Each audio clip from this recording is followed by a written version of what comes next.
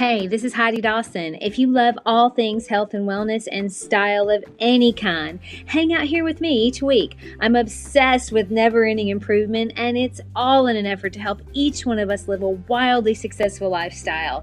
Subscribe today so you don't miss a thing. Hi, guys. Welcome to episode 393 of the Wildly Successful Lifestyle Podcast.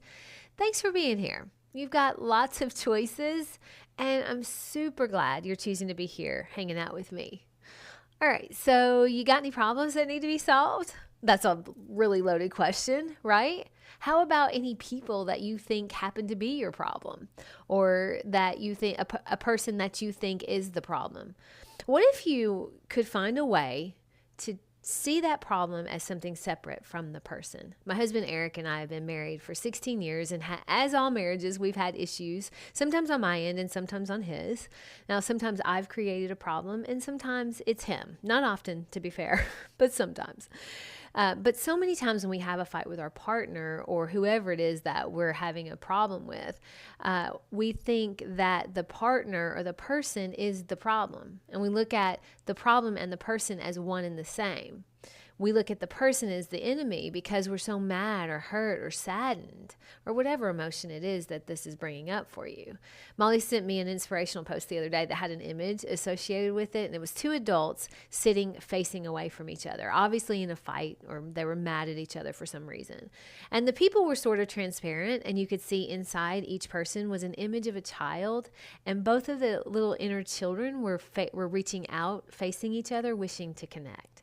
Basically saying that our inner child and our true nature is to connect. It's our built-up wall of pride and ego that keeps us from realizing that our true nature wants to forgive and let go. But how do we do that when we feel the other person has a problem that's causing our pain? Well, a few years ago, I saw a quote, and I loved it, and I've never forgotten it. And it said, "It's not you against the other person and their problem. It's you and the other person against the problem." So basically, you separate out the problem. Sometimes people do things they aren't proud of, and they feel that they're alone in the situation. But how would it feel if you were in that situation? How would it feel to hear from someone that, hey, you don't have to navigate this alone. We're a team, and together we can get on the other side of this problem. I'm here with you. It's you and me against the problem, not me against you and your problem, or you against me and my problem. You separate out the problem. You see, the problem is the enemy, not the person. The person is just a human being that wants and craves connection and love. We all do. That's human nature. So it could work in any scenario where you have a relationship that you want to make work. So with your partner, your sister, your mom or dad, your friend, even a coworker. It could work on any different problem too. Financial problems, drinking problems, health problems. Whatever it is, it actually can work.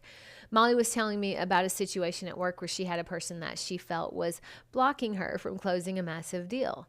One person in her mind was the problem to her closing a deal she really needed. So she kind of used this technique in that situation beautifully, I might add. She went directly to the person, and instead of making it about the person, she separated out the problem from the person. So she got to know them and built rapport and found out what the real problem was. It wasn't the person. It was the perception the person had of the product Molly was trying to place. Now, not only did Molly end up closing the deal, she also now has a new friend.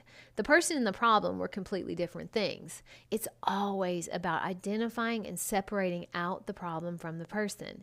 Humans learn so well with visuals, and I like the idea of taking the problem and viewing it like a box. And now both of you are studying it, and you work out a solution together, like a team. So identifying the problem is the key.